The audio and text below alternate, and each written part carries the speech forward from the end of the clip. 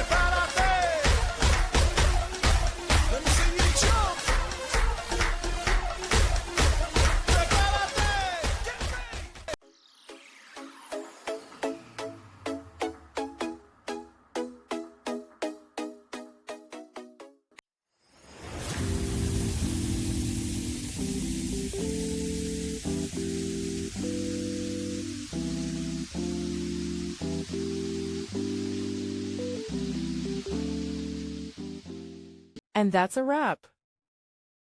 I hope you found the answer you were looking for. If you did, take a second to hit that subscribe button. It really helps out. And let me know in the comments which solution worked best for you. See you next time in the Debug Zone.